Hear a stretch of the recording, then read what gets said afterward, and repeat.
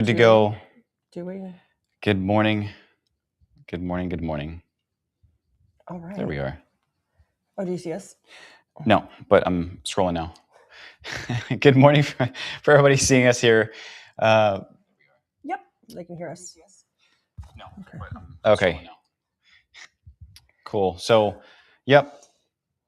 This is a great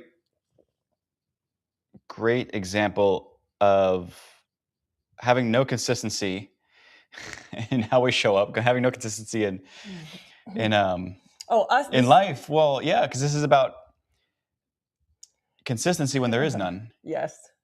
And so this is a perfect example. Just kicking it off is the camera wouldn't work. It showed up and all of a sudden it would. But I call baloney. It's the camera I always use, so Yeah. it's consistent. The camera's consistent, but the connection is not. No, I would say I was consistent, but the camera's not. Yeah. Because the camera keeps going off. So, good morning. I think this is it's great because it was perfect. Yeah. So, we're, our morning date live. We do them on Saturdays. We bring you into our morning, although we already did our walk. We already did our exercise. But we just want to bring the conversation to you guys and answer your questions.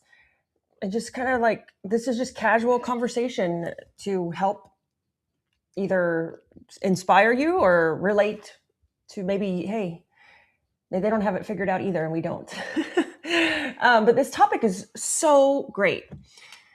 I'll recap real fast. We just got back from Chicago on Sunday. We did our third live in-person event of the year.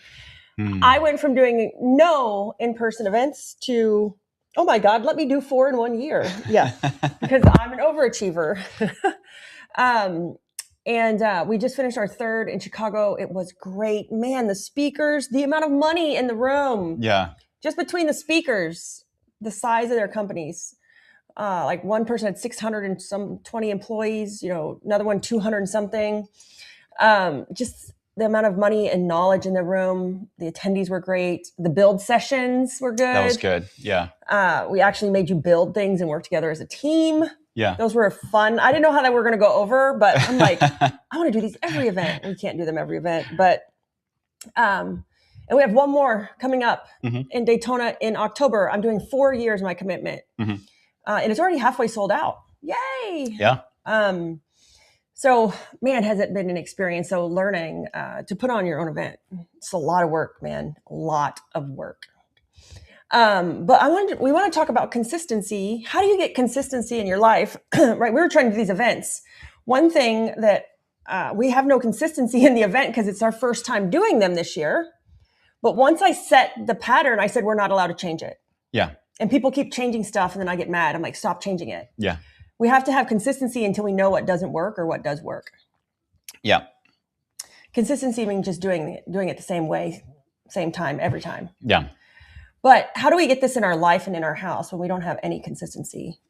I need to make sure I'm not showing too much boobage. Hold on. It's like, oh gosh. And we want to talk to you guys through how do we do that here in our home? And then what are we going to do on Monday? Monday, I'm so excited for Monday. Oh. But to backpedal a little bit, Austin, our 18-year-old, just moved out yesterday. He moved into the dorms in college. I'm kind of sad and I'm kind of happy. I don't know. It was funny. It was raining yesterday and I told him it was God crying because he was sad that you're moving out. He goes, yeah, but you're not crying. So it was kind of funny. Hey, Drew, good morning. It was kind of funny. But anyways, Austin has moved out and we have his room now. And what are we going to do with it? And he's moved into his dorm. He's just like me. He's a minimalist. We took like 4 bins of stuff into the dorms and that was it. And then, man, you got kids like hauling in their entire closet. There was a dad who was hauling off it still in the box. A refrigerator. A big full size. That I'm pretty sure was outside of the size restrictions on what they could bring into the dorms. Yep, it was only 5 cubic feet, and this was like a giant refrigerator. Yeah. But I mean, it was just interesting to watch and how consistent Austin is.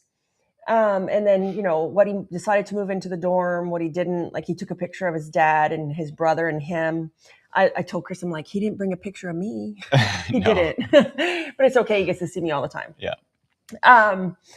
And just how minimal he is. And now that he's out, we have some room in the house, and we have his room, and we're trying to decide what to do with it. And the topic of the how to be consistent when there is no consistency is it's essentially what you're going to see me do on Monday. So since Austin moved out, I told Organize It, right, my cleaning company and organizing company, I want to redo my house. I want a house makeover. And I was going to bring you guys on this journey. We're going to start it on Monday. And so my house is very minimal anyways. I keep calling it my house. Our house is very minimal anyways. But we've been hanging. And so with Austin leaving and having to pack up his room, and he didn't have that much in it. Whatever's left, he was going to donate. He has some really nice basketball shoes. He used to collect tennis shoes. He's going to donate those. And the little bit of stuff he has left, we're going to store in some bins and put in the closet. And he'll still have his room when he comes to visit, but we are going to do something with the room. Yeah. He's going to have to sleep on an air mattress. But one of the things that me and Chris do pretty regularly, like I said, I'm going to bring you guys on this journey on Monday, is one of the ways that you can gain consistency when you don't have any is kind of do an audit, right? Of just your surroundings, of your, just an audit of your things. It can go much deeper than this. And Chris can give you an example. Oh my God, my nose itches. Give you an example of how we did the audit with the team the other day. Oh yeah. Because this works in business. And we're doing an audit, and when things change in your life, and you can make the change on purpose, you don't need a milestone like Austin moving out, because I did this a couple years ago, like a whole just reset of the house, is to purposely look around, and you might not have any consistency in your life right now because you don't have any room for it. Yeah. You don't have any room. Like your home or your garage or your life or your calendar or your company is too full of shit you're not using. Yeah. And it just became like the norm. It just became like, oh, this normal thing. I'll give you an example, the weight set. Yeah. It's in our garage. We keep saying, no, we're not going to get rid of it because we're going to use it one day. But me and Chris work out, but we don't use that. We have other things we do.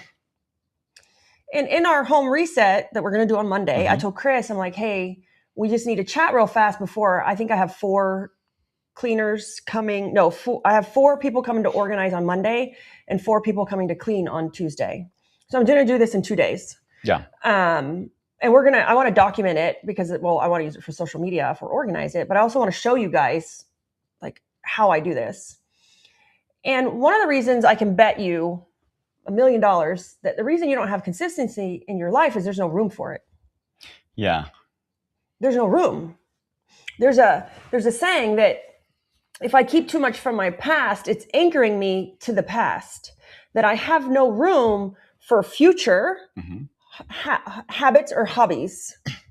And so you have to ask yourself, is the reason I can't get consistent on certain things, it's you have too many things anchoring you to those old things, those old habits, the past, the old memories, subconscious beliefs or thinking.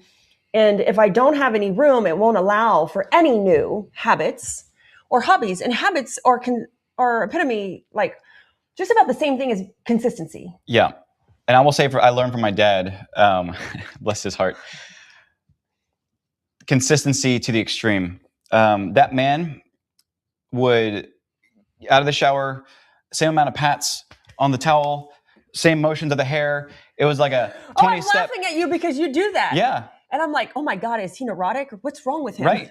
But Chris would be like, he literally would put his hands through his hair the exact same number of times. And I'm over here thinking to myself, what did I marry? Yeah, no. I'm who was something that? wrong with him? Is he the Rain Man? Was it Columbo or who was the old? It was that OCD. Yeah. Yeah. Knock 3 times before you open the door. I used to think about that in my head about you. Yeah. I'm like, oh my God. Oh my God. What happens if I disrupt this? Is he going to survive? Yeah. So some things are built into habit, into repetition. And now this is actually what we say in business is actually, it's the good thing. It's the reinforcement piece. But there's a catch. And I think this is great to anchor to is, because we say this is like building rhythms in your business, building rhythms in your life. But there's a caveat. Yeah. And it's that the rhythms cannot be so big that it consumes all that energy. That's my takeaway from that is I was too rigid or things just consume too much. Yeah. And you can be too rigid and still have too much. Yeah. Right. And have no time. And you can be consistent to a fault. You know, and we can go back to the consistency, even if you don't feel like you have the energy, because I don't know about you guys, but like there was a point in my life, you know, being a mom, having 3 kids in the house, owning a business. I was overweight. I was tired. I didn't have the energy to even try to be consistent. And so one of those things it goes back to organizing. I swear everything I do in my life goes back to my organizing. And it's not organize at the business. It's just more of like who I am and how I've kind of always lived. And even though I'm this way, over the years, I fall out of it and you go back in it. You create better and better habits or rules. Yeah. I will say having Yaya at almost 40 put me in a huge slump. She sucked everything out of me. Uh-huh.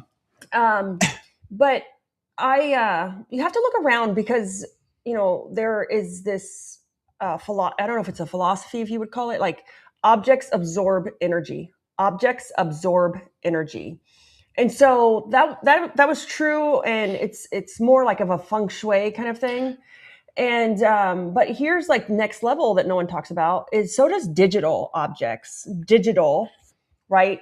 50,000 pictures on my phone, 500 apps on my computer screen, Yeah. you know, 5 million tabs open. Those are digital objects. And I 100% actually feel that digital objects probably absorb more energy than physical objects. Yeah. Because a digital object is harder to like organize because it's not tangible. Right. I can't touch it. I can't put it in a pile. It's harder to sort because it's in different tabs or living in different places versus a physical object. The way our brains work, we can sort through those better. Yeah, and in psychology, it's spatial recognition. Yeah, is being able to have it, and this is the whole thing with you and with aphantasia. By the way, side note, Rico, he said, Chris, it's Sheldon from The Big Bang Theory. No, what I'm talking about is, I believe it was before Monk. It was before that. It was before you were born, I think, Rico. Probably. But it was the old. I know what you're talking about. Yeah, the OCD. Yeah. I can't remember. I don't know if it was Columbo or whoever. Anyway, but spatial recognition, it's like you with aphantasia, is you can't actually fantasize. I cannot fantasize. You cannot create imagery in your head, which typically for us, for hyperphantasia, those that have a vivid imagination, can actually see entire workflows. Like I talk with Alfredo all the time in the development, and he's like, I can see it now. And I know Chris and Alfredo is head of our dev team, right? And he's the person that really helped us build Leia from the ground up. And I'll be in a meeting, and I'm not a technical founder at all, but I can get shit done, and I can move them along. Yeah. But I'll give them my idea, and they stop for a second, both Alfredo and Chris, and they're like, I can see it. And I'm like, great, because I can't. Like, draw it for me. I don't know. But like to Tiffany's comment, digital is worse. Tiffany, digital is worse. Do you want to know why? I'll tell you why digital is worse. Well, we explained why, right? That spatial recognition, it's not tangible. We can't really put it in a pile. It's hard to like touch. But there's also not necessarily as much as a limit. A limit. Like my closet. I can only fit so much in my closet, and it physically starts to fill up and I can see it. With digital hoarding, this is the new era. It's digital hoarding. Mm-hmm.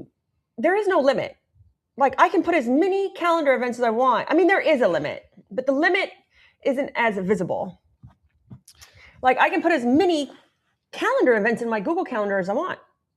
Yeah, it starts to look uh, disorganized and overwhelming, but it doesn't prevent me from going in my Google Calendar. Yeah, no, it's the But- Willy Wonka. Yeah, it's the Willy Wonka. There's doors inside of doors inside of doors, and Yeah. you're left like, I have no idea. Like the mental and emotional bandwidth that's required to manage digital is insane. Yeah, and so since we started Leia, I have deleted Google Drive stuff. I've deleted all like Trello, Asana, Everyboard. So it's helped me clean out and just say I have this one tool and I'm going to stick here. And like just yesterday, I deleted a whole bunch of stuff. I didn't even have to open it. Why? Because I hadn't looked at it in so long. I know I didn't need it. Just delete it. But the boundaries are different in a digital world. But I want to go back to the consistency. So this is why it's so hard for us we all crave consistency. We all say we want work-life balance. That's baloney. It doesn't exist. Yeah. Or you want to manage your time. You can't manage something you don't have control over how fast. You can control what you do inside of it. So we want to manage our energy inside the time, not manage time. Yeah. But, as far as the consistency, the way you can get consistency in an inconsistent world is to literally clean house, deep clean. And I don't mean like cleaning company deep clean. I mean objects. Remember the objects in our life. If there's too many to a certain time in our life, a certain time in our business, it will anchor us to that and to those habits. So we need to do a purge, like a purge. And that's what we're doing in our house. So on Monday, I have 3 or 4 organizers coming, and I'm going to do my whole house in one day. Now, that's typically not normal. You can't do that. But I literally have not that much stuff in my house. But we're going to do a purge. I'm ready. Austin's moved out. We put our 3rd event on. Leia is like on fire. We almost have 1,000 users, almost 1,000. My goals, help me reach my goal. My goal is 1,000 users by the end of August. Why? Just because. Just because. We got to have goals, right? Leia is on fire with all the updates, and Alfredo's diving in over the next month and actually refactoring so that she actually is better and better and better, and that we're going to connect her to Leia Works, which is recruiting. Uh-huh. And so this next month of Leia is just going to get even better. But we just released Rhythms. We just released, what did we release? Roles? No, not roles. It's all building on the foundation. DNA, roles, rhythms. It's everything that you're going to need to be able to take action. This whole concept of consistency in an inconsistent world. And I want to share something, is the unlock for consistency isn't the idea of controlling things better. Yep. It's the ability to adapt much faster to what's around you.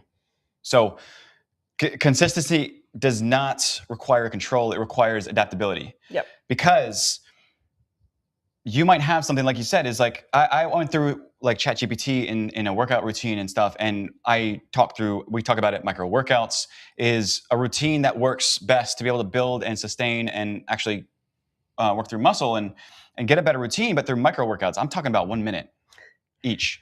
And so, but I went through the concept of micro workouts, and with ChatGPT, it came back and was like, okay, great. I got this all detailed for you. 5 minutes here, 5 minutes there, 5 minutes there. It ended up being 35 minutes. And I'm like, no, this is not what I need, because it basically, the way that we live it's so inconsistent that it cannot work.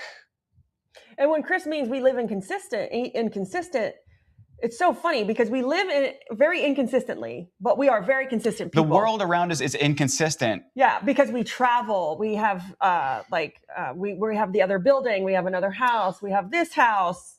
We're going to spend the whole month of September in Oklahoma. We're getting ready to go on an 8-day cruise. I'm going to the Huge in 4 days. And so our world is inconsistent, but for us to be consistent in an inconsistent world, that's what Chris is talking about. And so what we're saying is that consistency isn't real, because you cannot, like Libby said, you cannot control time. You cannot control something that isn't within your world, within your domain.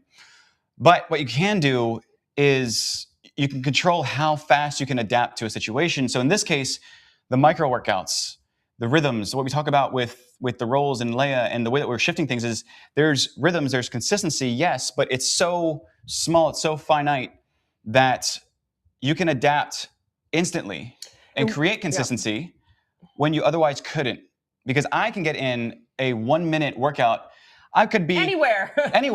I could be in the bathroom of a restaurant, and I'm over there just doing some calisthenics, working out in the front of a mirror. If you hear him breathing heavy in the bathroom, And I come out of the bathroom, okay. I come back to the bar, and I'm. I know, and I'm always asking, "Are you okay?" Yeah. Yeah. But this is again like consistency isn't real. Yeah. No, it's about we'll go back to it's about simplicity. Yeah. To be consistent, it has to be simple. Right. And so that's what Chris is trying to explain inside of Leia. We're building this for an inconsistent world because business is inconsistent. But the one thing we can control is how we can adapt. How fast can we adapt? And that's why I'm so excited with Leia and the role. Well, anyways, this wasn't supposed to be a business talk. Yeah. With Leia and roles, and that we're building out the roles, the DNA, right? The game plan's owned, the micro plays executed. The last call was like absolutely amazing. And it's just going to keep getting better. And in this refactor of what we're doing of Leia, that will be built inside why? Because we can plug people in and out of that. I'll be honest with you. I'm a little bit selfishly is that a lot of the stuff we're building, I want to use for life. Oh yeah. And so soon we're going to be able to get our kids like fully, talking about like notifications, the rhythms. Well, we just have a Leia Delucian. We do. Account. Yeah.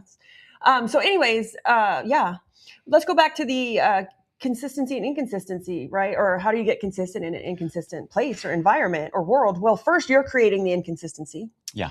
And you have to kind of do that self-audit. You might not know what's anchoring you to certain things. A lot of things that we do are subconscious on like, why do I do this and then this? Or why do I do that, but not that or this?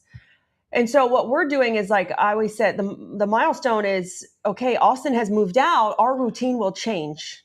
This is an opportunity because the routine has changed to like, let's change it to what we want it to be. Yeah. So, and again, you don't have to have this milestone or marker, but let's change it to what we want it to be.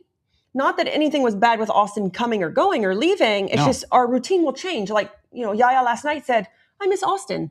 Yeah. Like, we don't hear him screaming in his room because he's playing on a game, right? Yeah. And our life has changed. So if we don't take the opportunity to change it, then we're going to keep the same habits we've had. And maybe we want something different. Maybe we want to up-level our routine, our workout, or maybe we want to change what time we eat dinner. Maybe we were doing things because of a certain reason. The air fryer. Oh yeah. So the kid moved into college, right? And instead of buying him all this new stuff, I said, Austin, I'm going to let you shop in my kitchen. Yeah. So he got bins, and he got to take everything he wanted for his dorm from the kitchen. And I told Chris, because again, I'm looking for a way to gain a new level of consistency, like a new level of habits. I said, Austin, take whatever you want. I don't care. He took the air fryer. He took the rice cooker. He took some silverware. He said he didn't want the plates because he wanted to eat on paper because he didn't want to wash the plates. I mean, he's smart. I gave him all the cups I didn't want. I gave him everything that we didn't want because again, certain things anchor you to certain habits. Yeah. Even as small as like, I want to up level. Is this how a $10 million business owner lives? Does she drink out of a friend's cup? Maybe she does. I don't know. Like, if you're Monica, you probably do. Yeah. If you're Monica, you do. Does a $10 million business owner, eat out of an air fryer? Well, I don't cook, so I don't know. Right. Well, I don't know. So not that these are bad. These are just questions to ask yourself. Hey, I need to up level myself. I need to start to show up different.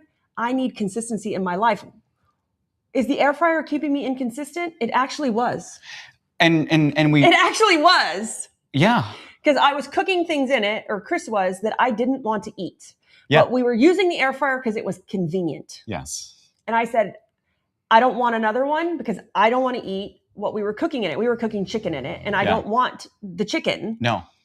And so stop making the chicken, but it was easy and it was fast. So it was a it was a consistent way that was keeping me inconsistent. Yes. And we kept going back to the question of what purpose is this serving us? What is the outcome? And I think this came back to with the team yesterday. We had a conversation, but it was, what is the single outcome that we are trying to get out of this thing? What's the purpose? Why are we doing this? So that's the question for everything. What's the single outcome that we're looking for this to achieve? Like that I'm trying to achieve, right? I'm close to 50. I'm getting close. Not that. I mean, I'm getting there. I'm over the slump. Yeah. 45 on my way to 50. And what's my single outcome I'm looking for is to be the freaking most successful, hottest 50-year-old you've ever seen. Well, chicken in the air fryer isn't going to get me there. It's not sexy. It's not sexy. And I know that's like a little thing, but I'm taking this opportunity to say it's a total reset. Yeah. It's a total reset. And so how do I want to work out? Well, I need to up level my workout. Well, maybe I can make Austin's room my workout area. Yeah. I will say that, again, it's refreshing because it's not refreshing that Austin left, because I told him that I'm going to miss hearing at 10:30 at night the pantry drawer opening because he's grabbing a snack. Yeah. The little things. But we're over there now. It's refreshing because we're looking at every single item in the house and saying, does this serve us? In the like audit that we're doing. In the audit. Like my garage, it's out of control. Literally. Now, I will say, out of control for some. Like we can drive our car in and there's plenty of space around it. So yeah, and it got a little out of control because like Austin had some car stuff in there. Organize it. We got kicked out of our office because our landlord was illegally subleasing the office to us. It's a whole nother story. And so like my garage is full of furniture from the Organize It office. I'm like, what do I do with this? Yes, we need another office. We're still looking and I don't want to rush into it. But it's a little out of control. And I said, no, when Austin leaves and we have that bedroom and our habits are going to change, right? Your 18-year-old isn't here anymore. There's some things that we were doing. There are certain groceries we were keeping, certain things that like we were cooking. And we're like, we're going to do a total reset because we need to gain a new level of consistency. Yeah. But if we keep everything from the way it was, not that we're getting rid of his stuff, we're just asking ourselves the hard question. Oh, you know what? Yeah, he's gone. We need to pack up his car stuff and put it on the shelf. Yeah. Because he's not going to use it that much. While we're doing that, oh, do we really need that weight set? Right. Like, do we really need those paddle boards?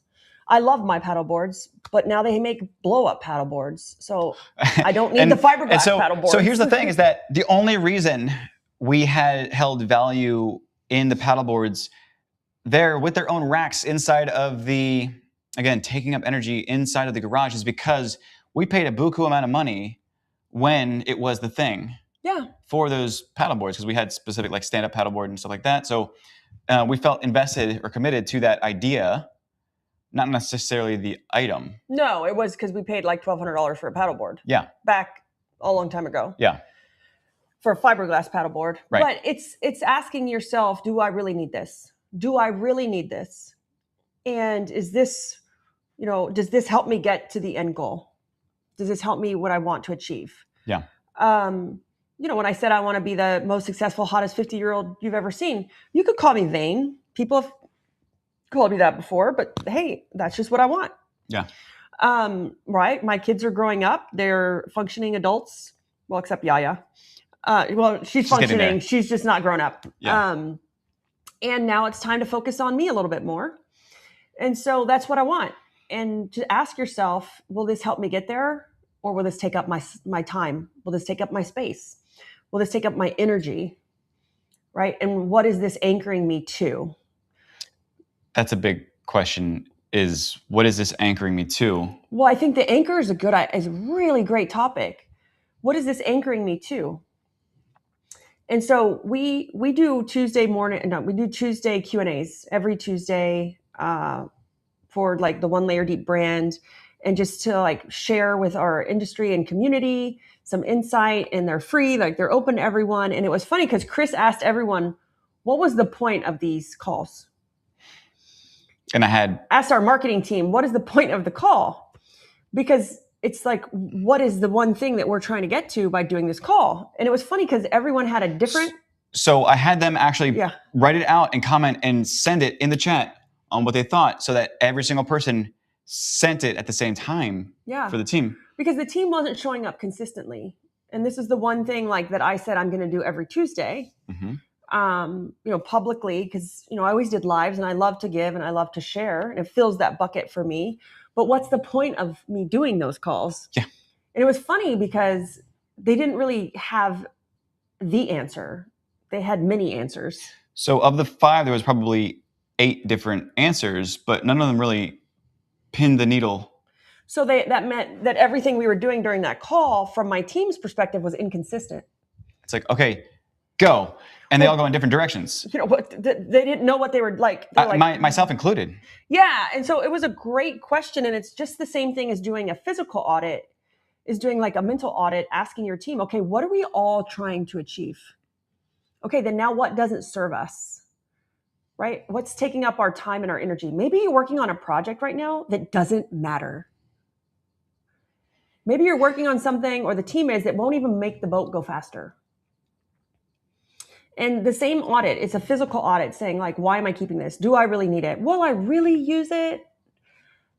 It's doing the same thing with your team. Okay, why are we doing this? What do you think? Like literally just ask your office team or even your technicians in the field, why do you think we're in business? Yeah. Why do you think? Like what's the reason? What's the number one outcome we're trying to achieve? Let's just see what everybody says. And doing that audit, okay, then if that's the answer, or you might know the answer. And here's the question. What if you don't know the answer and you're the owner? Yeah. That's okay. Hey, for the longest time, I didn't know the answer. I did not know the answer. And so we were going in every effing direction. Like it was like a crapshoot. Like it was just like we were everywhere. I was learning this and learning that and trying to do this. And because I couldn't even answer my own question about, okay, what's the one outcome we're trying to achieve in this business? Yeah. Just like with yourself, your life, your house, what's the one? Okay, anything else does not serve us, is a distraction, takes up our energy, takes up our money, takes up our time, and anchors us to the past. The past. And the past is the old habits and the inconsistencies. Mm-hmm. And it does not allow for any new habits. And maybe that's why either your kids, you or your husband in your home can't get new habits. And maybe that's why your office team or admin team can't get any new habits, because you're anchoring to too much of the past. Mm-hmm. And it's the whole theory of what got me here can't get me there. Yeah. And I just know this with homes and in businesses. It's an evolution. It's a living system. A business is alive and it grows. And if you're still trying to manage it like it was a $500,000 business, but you can't get to $1 million and you can't figure out why, well, you're anchored to too much of what you did at 500,000 in the past. The same thing in your home. If you're trying to up-level your marriage, your relationship, your kids, how are they living? What's their rooms look like? So my daughter's is a disaster right now, and that's a fight that we're going to have. So real quickly, and I want to take this down to like the philosophical, like neural level, is that literally, the moment that you think about something, or the moment that you think about something, the moment that you actually have this idea in your head, or have something in creation, it's already in the past. And so if you're living in today, right now, in what things are currently, you're already living in the past, because the instant that it comes into your brain, it's already in the past. And I think that's I say that it's fascinating, because if you think about what's going to propel me forward, is that if you're thinking about how things are today and what things are like right now, it's already too late. Well, yeah. And that goes back to, my God, I'm itchy. I don't know why. It's 10X is easier than 2X, the book, right? Where if you want a new version of yourself, which would become with new habits and consistencies, that you literally have to commit suicide with the current version of yourself. I really hope I don't get blocked for saying that. on social media. Yeah. But it's that you have to, because the AI can't understand what I just said. But you have to do that with the current version of yourself. It doesn't say the past version of yourself. It's the current version. And we all want this next level. But to get there, you have to have the habits or the consistencies that come with it. Mm-hmm. And I'll be honest, I'm not into, you see a lot of people like the ice bath Oh my God, stuff yeah. and the meditation. Now, I think like being able to sit with your own thoughts is very powerful. Being able to do certain things, writing down your thoughts. But I don't think like this whole like morning 4 a.m. wake up 4 a.m. ritual. journaling every day. Like you don't have, like, to me, that's not what it takes to be successful nor to be consistent, because I know a lot of people that do that are not consistent in their life and not happy. Yeah. And so the consistency, like, I'm an Alex Hormozy fan, he's like, don't even make my bed, I make my bed, but he doesn't. So, because that's why I like him, because he's not into that whole, like, you have to this, and that. And I used to think that. And I used to get up early, and when I had Yaya, like, she sucked the life out of me, and I can barely drag myself out of bed by 6:30. And I am more consistent and successful than I was trying to get up at 4 o'clock in the morning and have the perfect morning routine. And I go back to, this is funny, Oprah. Consistency is it's what you owe. I love Oprah. Yeah. No, but the woman is there again, and I don't know her current routine, but it's not like 4 a.m. and all this. No. But she's over there sitting and drinking rosé in her garden. Like, that was one of her goals, was when I read it in a book, that Oprah wanted to drink rosé in her garden at like 10 o'clock in the morning, or 12 noon, every day at 12 noon. I'm like, I want to be Oprah. I want to grow up to be Oprah. She's not over there in her ice bath. She's not, no. And so consistency is whatever you want it to be. But if you're not happy with your consistency, that's okay. It is so easy to change, but you have to change your environment first. Yeah. Right? You have to change the physical, digital, right, environment. And that environment, might even have to be friends. That even might have to be family. That might even have to be, your house, your physical space. Our physical space contributes to our well-being so much more than we think it does. Yes. And again, consistency isn't real, because if consistency requires control, then it doesn't exist. But the adaptability, the reason why I'm still friends with certain people, and I call them friends, because for me, I have two different perspectives. Chris says he doesn't have any friends. So if you're Chris's friend, I'm sorry. I'm sorry, but I don't believe in the concept of friends past 15, 16.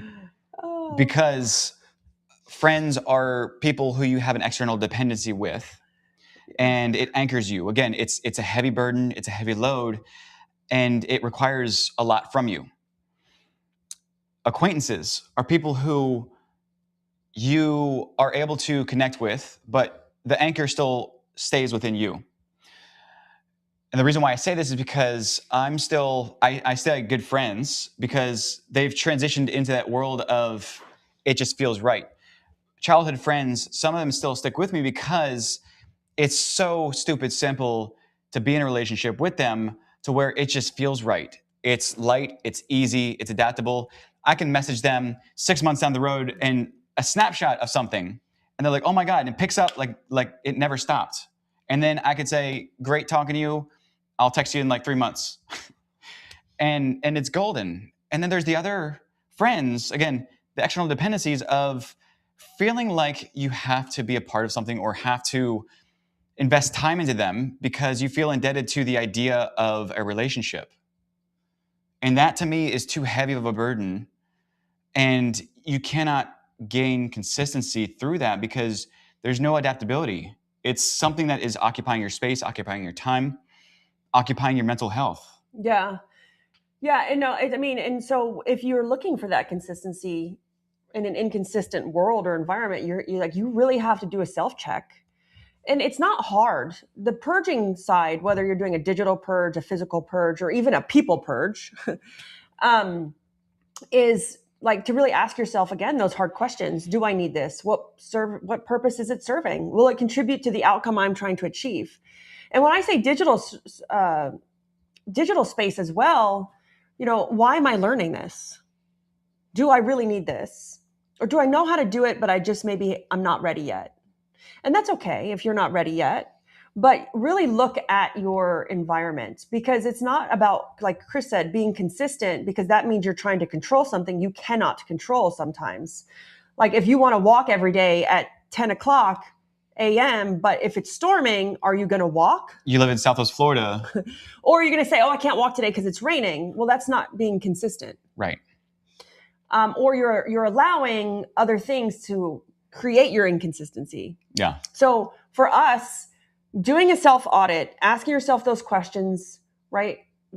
And looking at the things, do I need this? Is it going to serve a purpose? But keeping it so stupid simple. Mm-hmm. That's a phrase we use. It's got to be stupid simple, or we can't maintain it.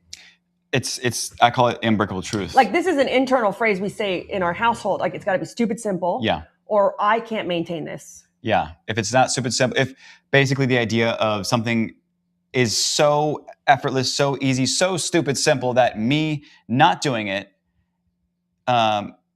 like is stupid for me. Yeah. Like, and it go back to the friends. Like if you're not a stupid simple friend, as in it takes so much of my energy or time or like to just be friends, then I can't be friends. But for some people, like maybe you've never had that conversation on saying, does it actually require this much commitment, or am I making it this way?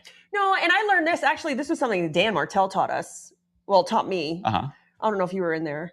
About the friends thing, right? It's just like purging the house and cleaning and organizing and getting rid of those external anchors. Some of our friends and family are the biggest external anchors in our life that contribute to some of our really, really bad habits and consistencies. Yeah.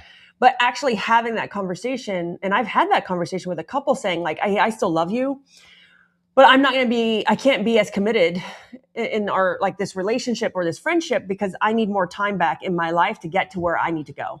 Yeah. It's nothing personal. I can't engage in it no more. I can't do certain things. I can't like go to like girls' night. We used to have it, or no, I used to be all the basketball moms. I was super friends and close with them. But when I decided I'm going all in on business and there's no turning back, I couldn't be as friendly with them as in like hang out. Now we're still friends in passing. And some of them could have been mad at me, but I had to have that conversation saying, I'm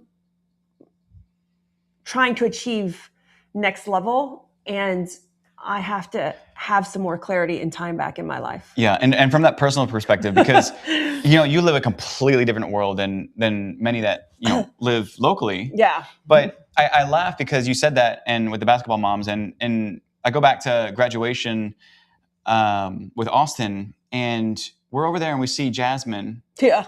And I mean, that woman, she's a firecracker. Yeah. But I take that over there because like you think about like, I have to invest all this time into people and I gotta break away and just do my thing. That's one woman that you can see her 8 months down the road, pick up a conversation like that. Yep. But she's good. But she understood. She understood it. She understood. She respected it and understood it. Now, not all of them did. Right. But then you got to say, were they really your friends anyways? Yeah. And so that's a difficult conversation, but the anchors, you got to look at like, so we can wrap up now. Well, we still have like 15 minutes left. If you guys have any questions, drop your questions in. But you have to look at those things because there are external anchors that are anchoring us to that inconsistency that we have in our life right now. And how do we get consistency in an inconsistent world? Look at the anchors, your home, right? Those are the physical objects in your house. Our house has so much more to do with our business, our life, our health than we think it does. Start with your home. Yeah. Look at it. I'm going to do a complete makeover. Well, we're not changing like paint or anything. We're doing a complete purge and reset of our home on Monday. I'm going to actually document it live. Yeah. And kind of keep you updated. We're starting it on, we're going to do a total organizing project. I got 3 or 4 organizers coming on Monday, and then a total deep clean on Tuesday. Yeah. And I'm going to kind of bring you guys, because I'm actually going to work with them and organize. I'm going to put my shirt on, my uniform, because I also want to see how they're working in the field. So instead of me going to the field, I'm bringing the field to my house. Yeah. Because I kind of want to do a self audit. I'm creating an organizing training, and so I want to work with them to see how are they doing it, how are they, like, how is it doing, how have I passed it down to them, so we can see. Anyways, that's a side note. Yeah. But look at those anchors. Start with the home, right? Start there. Start with your physical surroundings. Objects absorb energy, and if we have too many anchors from the past, it's anchoring us to that past. Then do your digital clutter. Digital clutter is a real epidemic. I call it like infobesity. Yeah. You can just save shit from anywhere, like a free this and a download that, and I got 50,000 pictures, and like a Google Drive and a Trello board and Asana and ClickUp and like, and Leia, don't forget. Yeah. And so digital hoarding is a real thing, and that has almost no limits on it unless you got to pay for more storage. Like Rico said, physical is easier to control because it has to fit into a container, versus digital has no limit, or it costs me $10 more. Yeah. And then from there, if you want to get that, like, again, physical objects, digital objects, and then people, you have to look at the people in your life anchoring you to some of these bad habits or inconsistencies. It's, if you guys have ever watched, oh my God, How I Met Your Mother. Yeah. How I Met Your Mother. If anyone watches that, it's Lily in this episode. She calls it revertigo. Oh yeah. It's revertigo. So when you get around these certain people, do you revert back to old bad habits? Yeah. Right? Revertigo. And look at those things. And I know this for a fact. I have been in some room with some high level people. I have been to people's houses that you could only dream of, right? Yeah. And I know how they live. And there is a difference. And then when I organized in the field for years, I also know how people that struggle live. I know how successful people live. And then being coach and mentor by some of the coaches and mentors I've had the opportunity of seeing the inside of their houses. Like, you would just be in awe of how these people live. Yeah. Like Dan Martell, Jonathan Potoshnik. You're just like, oh my God. Like doctors, lawyers, like even in EO, like some of the houses that we were in, you're just like, man, no wonder they can get shit done. They're focused. This house, like, they live like there is no distraction. Yeah. And it's not that it's perfect. It's just, there's no distraction. Yeah. There's no anchors. And yeah. And that's something that for me personally I'm very passionate. I'm very heavy about that. It's the whole idea of external anchors is something that is outside of your domain, outside of your control. The internal anchors are things that are within your domain, within your control. And so there's the idea of hope. Hope is essentially, a lot of people talk about hope in different ways, in it being more of a positive. Can hope be also, well, go ahead. So hope is, the basis of hope is the idea of external anchors. It's things that are outside of your control. Hope is something that is a projection that isn't within your control. So I can hope to lose 50 pounds. Right. Or you hope that somebody's going to help you with something. Okay. And hope more on a spiritual level as well. Yep, because hope is also on a spiritual level, because it's not within your control. You can hope for it. Right. And yeah, with hope comes manifesting. There's a little bit here, but hope comes manifesting in different ways. But hope is based on external anchors, mentally, physically, spiritually. Fearlessness, and I want to share this here, is fearlessness is the concept of pulling in those anchors internally. And so there's two different ways, two different approaches in life, and you'll see this in people if you start to look at it, is that there are those that live on hope outside of their control.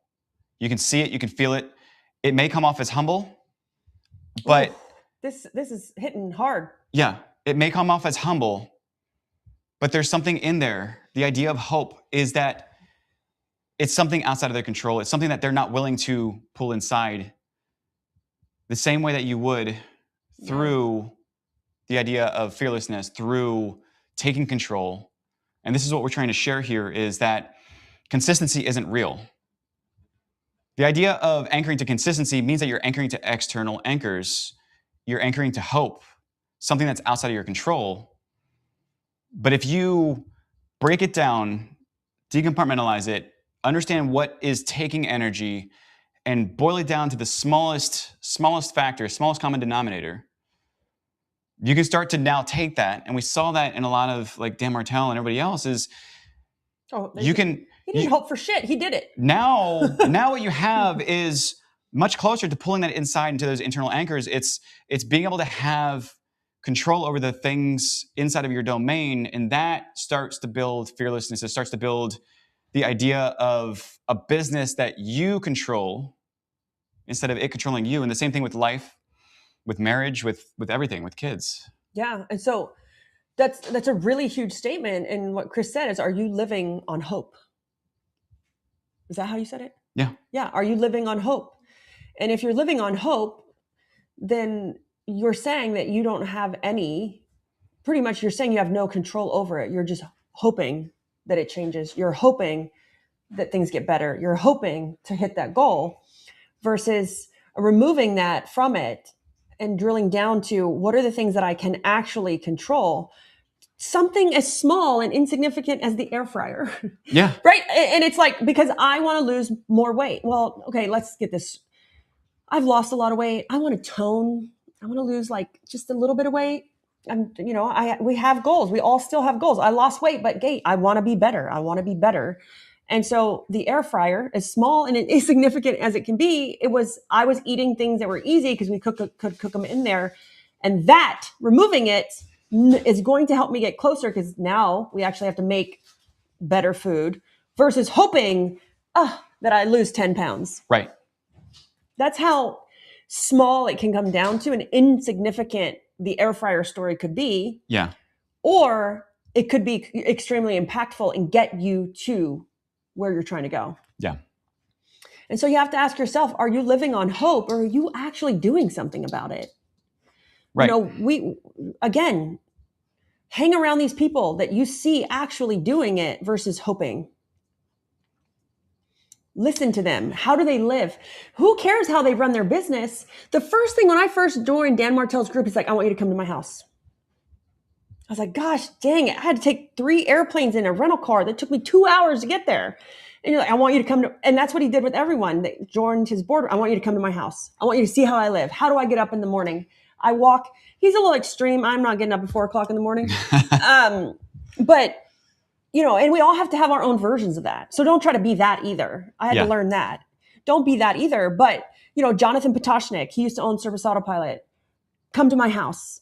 I want to show you how I live, because how I live affects my business more than my business affects how I live. Yeah. Yeah. And I would be guarded and think to yourself, because I had to do the same thing, is me being humble just a mask for hope? And me projecting what I feel I can't control, is it projecting it and keeping it away from actually doing something about it? Yeah, that's interesting. I was reading some of the comments. I'll be honest, I don't have a lot of hope. I don't know why. Like I'm trying to sit here and think, am I hoping for something, or like manifesting it? So I have a hard time with manifestation because I cannot envision. So again, I have aphantasia, which means I don't have, they call it the third eye. So when you meditate, so that's why I have a hard time meditating. I do try. I've practiced over the years, but I cannot envision anything. And so maybe that's why I don't have hope. I think we broke this down. We actually, on a couple of our date mornings, our walks, we talked real deep about it. I don't really have hope. I'm not sitting here wishing it gets better or wishing about something. I get pissed off and then I do something about it. Yeah. I'm very, very fast. And sometimes when we talk about this, Yeah. it's also a bad thing, guys. Yeah. Like, don't say, oh God, Libby doesn't have vision. She doesn't get distracted. No, it's also bad because I can be erratic and I It's can cause at the sacrifice of other things. I can cause disruption because people can hope and manifest and envision. I can't. I can think about something, I can write it down, but I cannot envision it. I cannot trigger like a smell from it or a vision from it. I can't do the opposite. Like if I hear a song, I don't envision a time in my past. That's also a bad thing too. I can't really go back in time because I can't like envision something. So I live very now and future. Yeah. I live actually more future than I do now. Yeah. But Because you can actually see it as it's happening. yeah, because I can see it as it's happening. I can't go back in the past. Yeah. So I don't have a lot of anchors. Also, I think that's why I don't have a lot of stuff in my house. Because I don't have a lot of sentimental attachments to things. Yeah. Even though I'm extremely empathetic. Right. I'm extremely caring and empathetic and give you the shirt off my back. But like an example is I'm not extremely attached to things because if I look at a picture will not trigger a vision in my mind or a memory. The picture is simply a picture. Yeah. And so I don't have a lot of hope, but that doesn't mean I'm not aspirational to do something or be something. Yeah. It's that I'm not wishing or praying. And when I say not praying, that doesn't mean I'm not religious, right? It's just that I'm not praying for something. I can keep someone in my thoughts and in my heart, but it's really hard for me to do the hope thing, which is so interesting. Maybe that's why I'm weird. Yeah, and I just want to I want to share this for those that the whole topic of hope and not having control. And I just want to share this is that hope still has a place. Oh yeah. Of just call it your wish list, call it your future, your placeholder, your parking lot. Call it the things that you can't yet. Maybe it's aspirational. Call it things that you can't yet put attention into because it's not the right time. That you can reserve for hope, but it cannot live there. Ooh. You can place it there, put it in the parking lot there. It can be a holding spot, but it cannot live in hope. Because it lives in hope, it'll never become true. Yeah. Because you have to do something about it. You have to take action. I'm like Amy. Yeah. I believe heaven is real. She's I hope of heaven. I better be going. But everything else is on me. Yeah. Yeah. Me and Chris have our different thoughts on heaven. We won't even get into that. Yeah, I from a spiritual level, yeah. I'm like, well, I'm going to heaven. I don't know where you're going, and if you want to come with me, you better change your point of view. Right. But it doesn't cause any problems with us. But it's just kind of a joke. But and it can't live in hope. And I think sometimes it's easy. Mm-hmm. It's easy to live in hope because I don't got to do nothing about it. We don't have to do anything about it. So that's your question, guys, for the weekend is am I living in hope? And if you're living in hope, that might be why you're living in frustration. You hope it's getting better. You hope your salesperson does their job. You hope you don't get a complaint, right? You hope your marriage gets better. With hope, the other side of hope is despair. If you feel moments of despair, then it's probably because you're living in hope. Because both of those are outside of your control. Yeah. And you have to ask yourself, are you living in despair, in moments of despair?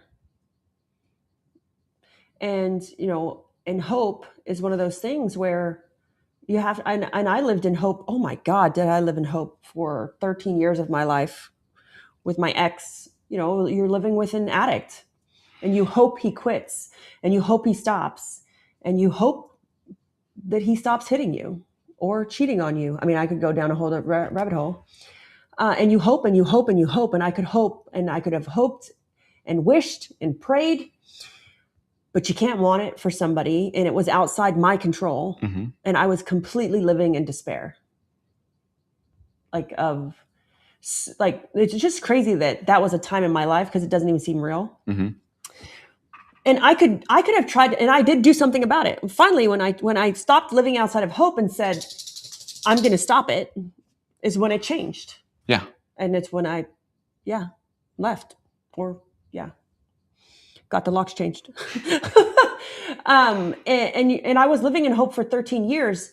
And here's the one thing I can tell you about living in hope is that for me, it drove me to the brink of insanity because I was hoping and hoping and hoping, and it wasn't changing. It wasn't getting better. It was just getting worse because I wasn't doing anything about it. And so it was living in despair, but it was so bad, right? I was living in hope so much that I literally thought I was losing my mind. Yeah. And I saw that happen too. Yeah. Oh, Chris was around some of the bad parts of despair because the despair followed after even we broke up, even after me and Chris started dating, because you're still dealing with an addict that you have 2 children with.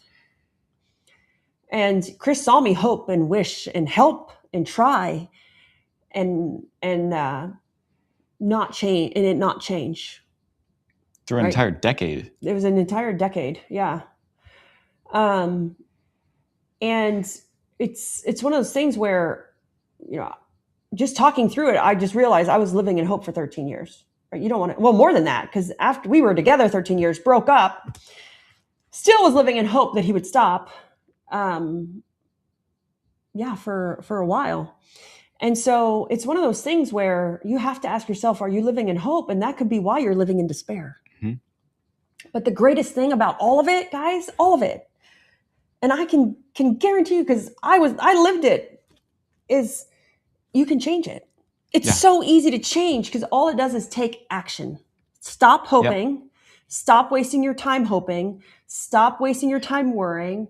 Stop living in despair because it's consuming your energy, and start taking action, right? Yeah. It goes back to execution, goes back to one layer deep, like keeping it so simple that it's stupid. Yeah. Stupid simple. And when you do something, I want everyone to ask themselves, is this stupid? Would Libby say this is stupid simple? Is this stupid simple? And it's no disrespect to anyone. It's just, it has to be that simple for us to even take the action or even get it done. Yeah. Stop overcomplicating shit. Your house. This goes back to organizing. When I would go in a house and work with someone, they would want to, this is the one example I use everywhere. Remember the hanger that I wish I had that hanger that had, it was, it was on the infomercials at 12 o'clock at night. And they sell it at Target. I know we've all bought it in our lifetime. The hanger where I could hang 8 pairs of pants on one hanger because I had too many gosh darn pairs of pants that I didn't want to get rid of. So I'm going to go buy this hanger so I could hang 8 pairs of pants on that hanger. Right? Anyone remember that hanger? Just put I in the chat. Well, that is not stupid simple. Why? Because if I want to get like the 3rd pair of pants off, I have to take off 2 pairs of pants, and I'm not going to put those pairs of pants back on the hanger. Or God forbid you try to take off the 3rd one and all of a sudden the other ones start to fall down. Or the hanger breaks. And the hanger breaks. Right? That's not stupid simple. So you have to ask yourself, and stop hoping, stop wishing. There's also a point of manifestation where you have to take action. I'm a huge Think and Grow Rich fan. It is about manifestation. But in that book, they also talk about putting yourself in the right room, having your invisible counsel, doing shit about it, like taking action, not giving up, burning the boat, whatever you want to call it. And, and so stop hoping, stop wishing, do manifestation to a certain point, but also the action has to take place. But if it's not stupid simple, you won't do it. No. I know you won't do it because I wouldn't do it. Don't overcomplicate it. Got to be stupid simple. And it's catching the winds of luck. Oh, that's true. And so put yourself in a position where luck just comes at you. That's true. You can, and so we're talking about, we talked about physical space, digital, right? Friends. We talked about hope, despair, winds of luck. We can end on winds of luck. Winds of luck is true. It is a thing. Now, I don't believe in luck. I don't believe I'm lucky, but I believed I caught the winds of luck. I'll give you an example. I have a great example. Let's go back to Dan Martell. Yeah. Boardroom. Yeah. I put myself in that room. Mm-hmm. I paid a lot of money to be in that room. I showed up consistently. But my God, when I learned how to catch the winds of luck in that room, and I have created some amazing lifelong friends. I'll give you an example. Mark Abbott, owner of 90. Everyone has probably heard of that software. Yep. He's got 30, 50,000 users of 90. It's a big EOS software. I got him. I was texting him yesterday. Winds of luck. Like, put yourself, but know to take advantage, not take advantage, but get on that surfboard of wind. Yeah. I don't know how to explain it. An example is I'm in a podcast network. Because people are like, how did you get in this network? I don't know. Dan Martell hooked me up. He's like, hey, I got this podcast network. You do recruiting. It's an HR network. I'm in there. And I asked myself, I'm like, how did I get my podcast is a featured podcast in their HR platform. Yeah. I don't know. And he's like, oh, you need to know Libby. Sure. Instead of like just hoping and wishing, catch that wind of luck. Mm-hmm. Do it. The forward on my book, it's from Matt Verlack, COO. Is the predecessor of SaaS Academy. Predecessor of Dan Martell, now owns SaaS Academy. Wrote the forward for One Layer Deep. Yeah. How did I get that lucky? Catch the winds of luck. But don't be scared to ask. Don't be scared to put yourself in a different darn room. If you stay in the same room, you're not going to catch a wind of luck. You're not. Yeah. You have to meet new people. Go out. Be intentional. I'm looking for this. Keep their name. Know who they are. Meet them. Because then they're going to come ask for you for something too. Mm-hmm. And I mean, I wouldn't have met you if it wasn't the case for me. Yeah. The winds of luck are amazing. And it's just asking, Ricky Rigoletto just spoke for us at the in-person event. $28 million cleaning company. I'm going to say that again. $28 million cleaning company. 600 employees. 600 employees spoke at, and you guys should have all been there, but spoke for me. Winds of luck. He's like, Libby, come have the event in my office. Man, I love you. I love what you're doing. Great, Ricky. I will take you up on that offer.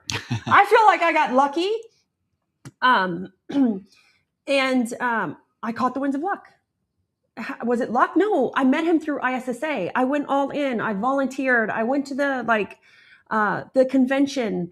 I sit on the council. Well, and is it winds of luck? Well, I put myself in the right spaces so I can meet the right people. But you got to ask yourself, again, it goes back to your environment, your digital space, and your people in your life. If you're not changing them, you're not making any room, you're not going to catch the winds of luck. Mm-mm. Why do you think you see me come in? And it's like school. I can't stay in middle school forever. I have to graduate middle school and go to college. I'm sorry, high school. Then I can't stay in high school forever. Like, I have to graduate and go on to college. And then when I, go to college, I either keep going, get my doctorate, or I graduate. And so a teacher in middle school or high school wants to help you see you graduate and move on. That's a sign of accomplishment. Yeah. On their part. They're proud of their students. And so you can't sit in the same rooms. And I'm talking friends, acquaintances, maybe learning, anything. Even in your home, you can't sit in the same room. You got to change the room and expect to catch the winds of luck. Yeah. That's why you see me. And every time I leave, I leave and I'm grateful and I'm humbled and I learn a lot. And I always pay tribute to the room, and I will always go back to the room. Like, Dan had me come back and speak, right? After I left CBF, Debbie let me come back and speak for One Layer Deep. Right. I've been out of CBF for years. And you don't announce it. And you catch the winds of luck and you put yourself in like the next room, and you're not using them. You're not taking advantage of it because you're participating too. But I didn't stay in the room. Like when I left boardroom and then I went to another room, right? And then I left that room and I went to another room. And it's like looking at it like high school, like school. It's an evolution, right? And we have to, because if I keep myself in the same environment, right, and nothing's changing, I'm probably living in despair. I'm living on hope. I'm living in despair. I'm living in hope, right? Living in despair, living on hope. And I'm not catching any winds of luck at all. No. And the emotional burden of the things that are slowing you down. Yeah. Yeah. And it's not that I'm smart. I'm not smart. When Mark Abbott and some other people just called me yesterday, they're forming a group, a private group that he's going to have. Guess what? It doesn't cost anything, because when you get to a certain size, people aren't after money. They're after impact. Mark Abbott and some really high-level owners are going to start meeting at the 90 office once a quarter. Hey, Libby, we'd love to have you in this room. Yeah. Are you kidding? I'm like, I would love to be in the room. And it's one of those things where you have to continue to evolve. Stop living in despair. Stop living on hope, so that you can catch the winds of luck. Yep. Anything else? No, I think that I want to catch the winds of skinny dogs. Skinny dogs. Okay. Nice. This is our rosé in the garden. Yeah, we're going to breakfast. Yeah. So for everybody, I really, really appreciate those that came on and just sat with us here live. And please just, if anything, take away the idea of, hope can be your parking lot. But please, when the time comes, is pull that inside and take control. Yeah, and then when you take control, that's Chris's side. My side is when you take control and you're ready to do something about it, you're ready to execute, take action, ask yourself in everything you do, is this stupid simple? That's it. All right, guys, this is a great topic. We'll see you not next Saturday, because we will be on a boat to Mexico, Jamaica, Cayman Islands. Sorry. So yeah, we're going to be on a boat next Saturday. So we might go live. We might not. Depends on how many margaritas I've had by 10 o'clock in the morning on Saturday. All right, guys, have a great weekend.